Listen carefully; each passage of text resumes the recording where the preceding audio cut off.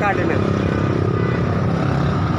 ਇਹ ਕੋਣਾ ਕੱਢ ਕੇ ਵੇਚਾਂਗਾ ਕੋਈ ਰੋਟੀ ਬਣਾਵਾਂਗਾ ਆਪਦੇ ਲਈ। ਵੇਖੋ ਜੀ ਕਿੰਨੀਆਂ ਹੁੰਦੀਆਂ ਨੇ।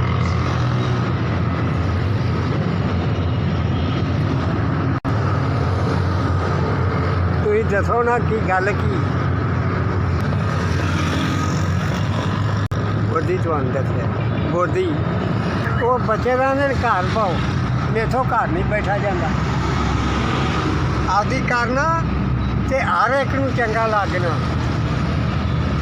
ਨਾ ਕਰਨਾ ਤੇ ਭਾਵੇਂ ਕੋਈ ਵੀ ਪਿਓ ਵੀ ਕਹਿ ਸਕਦਾ ਉਹ ਤੂੰ ਕੀ ਕਰਨਾ ਹੈ ਤਲੀ ਨਹੀਂ ਕਰਨੀ ਚਾਹੁੰਦਾ। ਸਾਰੀ ਉਮਰ ਕੀਤੀ ਹੈ ਨਾ ਆਪਦੀ ਮਿਹਨਤ ਹੁਣ ਕਿਉਂ ਤਲੀ ਕਰਾਂ ਕਿਸੇ ਅੱਗੇ।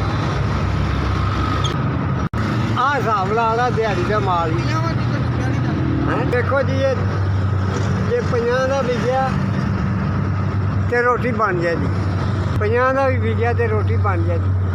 ਅੱਜ ਸਬਜ਼ੀ ਦੀ ਪਲੇਟ ਲਵੋ ਤੇ ਉਹ ਕਦੋਂ 50 ਤੋਂ ਘੱਟ ਦਿੰਦੇ ਨੇ। ਸਾਡੇ ਕੋਲ ਮੋਬਾਈਲ ਨਹੀਂ ਹੈ।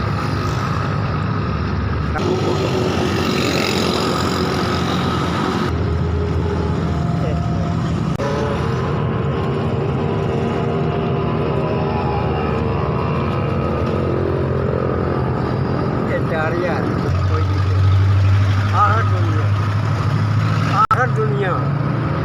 ਆਖਰ ਦੁਨੀਆ ਖੁਸ਼ਾਂ ਜਿਹਨੇ ਭੇਜੇ ਨੇ ਨਾ ਉਹਦਾ ਅੱਲਾਹ ਤਾਲਾ ਭਲਾ ਕਰੇ ਜਿੱਥੋਂ ਥੋੜੀ ਵੀ ਹੋ ਸਕੇ। ਅੱਲਾਹ ਜ਼ਿੰਦਗੀ ਦੇਵੇ ਉਹਨੂੰ ਦੂਣਾ ਦੇਵੇ ਕਿਸੇ ਗੱਲ ਦੀ ਥੋੜ ਨਾ ਆਵੇ। ਸਭੀ ਐਸ ਬਹੁਤ ਮਿਹਰਬਾਨੀ ਆ ਸਭਈ ਐ ਸਭਈ।